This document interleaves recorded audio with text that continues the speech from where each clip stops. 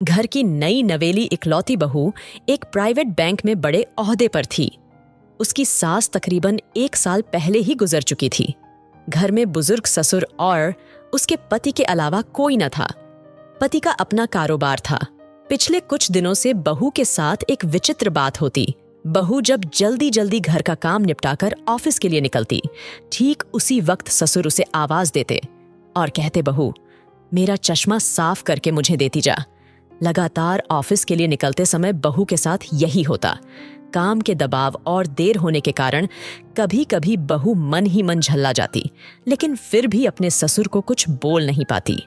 जब बहू अपने ससुर के इस आदत से पूरी तरह ऊब गई तो उसने पूरे माजरे को अपने पति के साथ साझा किया। पति को भी अपने पिता के इस व्यवहार पर बड़ा ताज्जुब हुआ, लेकिन उसने अपने पिता से कुछ नहीं कहा। पति ने अपनी पत्नी को सलाह दी कि तुम सुबह उठते के साथ ही पिताजी का चश्मा साफ करके उनके कमरे में रख दिया करो, फिर यह झमेला समाप्त हो जाएगा। अगले दिन बहू ने ऐसा ही किया और अपने ससुर के चश्मे को सुबह ही अच्छी तरह साफ करके उनके कमरे में रखाई। लेकिन फिर भी उस दिन वही घटना फिर हुई और ऑफिस के लिए निकलने से ठीक पहले ससुर ने अपनी बहू को बुलाकर उसे चश्मा साफ करने के लिए कहा। बहू गुस्से में लाल हो गई, लेकिन उसके पास कोई चारा नहीं था। बहू के लाख उपायों के बावजूद ससुर ने उसे सुबह ऑफिस जाते समय आवाज देना नहीं छोड़ा। धीरे धीरे समय बीतता गया और ऐसे ही कुछ वर्ष निकल गए। अब बहू पहले से कुछ बदल चुकी थी।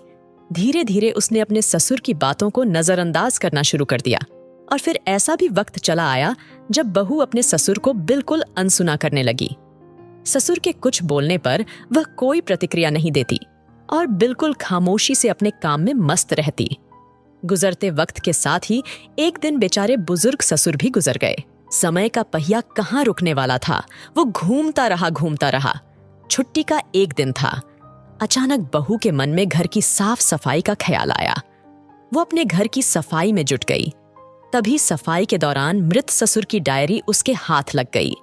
बहू ने जब अपने ससुर की डायरी को पलटना शुरू किया तो उसके एक पन्ने पर लिखा था, दिनांक 26/10/2019।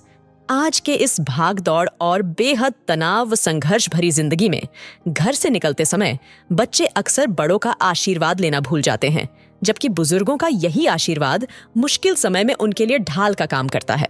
बस इसीलिए जब तुम चश्मा साफ कर मुझे देने के लिए झुकती थी तो मैं मन ही मन अपना हाथ तुम्हारे सिर पर रख देता था, क्योंकि मरने से पहले तुम्हारी सास ने मुझे कहा था कि बहू को अपनी बेटी की तरह प्यार से रखना और उसे ये कभी भी मत महसूस होने देना कि वो अपने ससुराल में है और हम उसके माँ बाप नहीं हैं।